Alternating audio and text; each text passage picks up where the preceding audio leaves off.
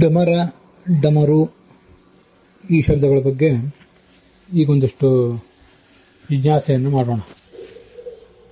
ನಮಗೆ ಈ ಡಮರು ಅಂತೇನೋ ಒಂದು ವಾದ್ಯದ ಬಗ್ಗೆ ಕೇಳಿ ಬರ್ತದಲ್ಲ, ಕನ್ನಡದಲ್ಲಿ ಕೂಡ ಹಾಗೆ ಹೇಳ್ತೇವೆ. ಅದನ್ನು ಡಮರುಹು ಅಂತ ಹೀಗೆ ಹೇಳ್ತಾರೆ.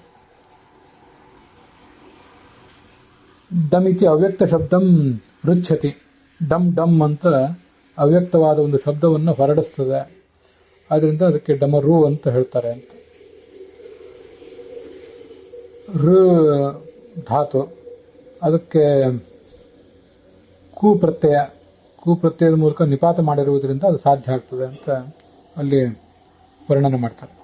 ವಾದಯನ್ ಡಮರುಂ ಯೋಗಿ ಯತ್ರ ಕುತ್ರಾಶ್ರಮೇ ಸ್ಥಿತಃ ಅಂತ ಡಮರು ಅನ್ನೋ ಶಬ್ದದ ಪ್ರಯೋಗ ಹೇಗಾಗ್ತದೆ ಅನ್ನೋದನ್ನು ತೋರಿಸ್ತಾರೆ. ಚಂಡೈಹಿ ಡಮರು ನಿರ್ಘೋಷೈಹಿ, ಎಲ್ಲ ಕಡೆ ಉಕಾರಾಂತವಾಗಿಯೇ ಇದೆ. ಆದರೆ ಈ ಡಮರ ಅಂತ ಒಂದು ವೇಳೆ ಶಬ್ದವನ್ನು ನಾವೆಲ್ಲಾದ್ರೂ ನೋಡಿದರೆ, ಆ ಡಮರ ಅನ್ನೋದಕ್ಕೆ ಶಸ್ತ್ರಾಸ್ತ್ರ ಹಿಡಿದು ಕೋಲಾಹಲ ಮಾಡುವುದು ಅಥವಾ ಮಾತಿನ ಮೂಲಕ ಕೋಲಾಹಲ ಮಾಡುವುದು, ಹೀಗೆಲ್ಲ ಅರ್ಥಗಳು ಕೇಳಿ ಬರ್ತವೆ. ಡಮರ ಅಂತ ಹೇಳೋದು ಅಕಾರಾಂತವಾದಾಗ, ಅಥವಾ ಡಮರಂ ಅಂತ ಅದು ಅಕಾರಾಂತವಾದರೂ ಕೂಡ ಡಮರಹ ಅಂದ್ರೂ ಹಾಗೆ ಡಮರಂ ಅಂದ್ರೂ ಅಕಾರಾಂತವಾದ ಮತ್ತು ಪುಲ್ಲಿಂಗ ಮತ್ತು ನಪುಂಸಕಲಿಂಗದಲ್ಲಿ ಎರಡರಲ್ಲೂ ಕೂಡ ಇರುವಂಥದ್ದು. ಭಯದಿಂದ ಪಲಾಯನ ಮಾಡುವುದು ಅಂತ ಕೂಡ ಅದಕ್ಕೆ ಅರ್ಥವನ್ನು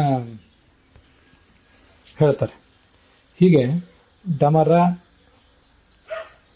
ಡಮರಹ ಅಥವಾ ಡಮರಂ ಇವೆರಡಕ್ಕೂ ಕೂಡ ಕೋಲಾಹಲ, ಭಯದಿಂದ ಓಡಿ ಹೋಗುವುದು, ಈ ಎಲ್ಲ ಅರ್ಥಗಳನ್ನು ನಾವು ಕೇಳ್ತೇವೆ. ಅದು ವಾದ್ಯವನ್ನು ಹೇಳಬೇಕಾದ್ರೆ ಡಮರುಹು ಅಂತ ಹೇಳಬೇಕಾಗ್ತದೆ.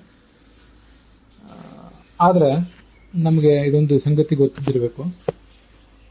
ಡಮರುಹು ಅಂತ ಅನ್ನೋದ್ರ ಬದಲಾಗಿ ಡಮರಹ ಅಂತ ಕೂಡ ಒಂದು ಶಬ್ದ ಕೇಳಿ ಬರ್ತದೆ, ವಾದ್ಯ ಅನ್ನೋ ಅರ್ಥದಲ್ಲಿ. ಕಠೋರಿತ ಕುಠಾರಯ ದಲಿತ ಶೂಲಯ ಬಾಹಯ ರಣಡ್ಡಮರಯ ಸ್ಫುರದ್ಧರಿಣಯ ಸ ಖಟ್ವಾಂಗಯ ಅಂಥೇಳಿ ಶಿವಸ್ತುತಿ ಅಲ್ಲಿ 6ನೇ ಶ್ಲೋಕ, ನಾರಾಯಣ ಪಂಡಿತಾಚಾರ್ಯ ಶಿವಸ್ತುತಿ ಅಲ್ಲಿ 6ನೇ ಶ್ಲೋಕ. ಡಮರ ಅಂತಾನೆ ಅಲ್ಲಿ ಶಬ್ದವನ್ನು ಪ್ರಯೋಗ ಮಾಡಿದ್ದಾರೆ.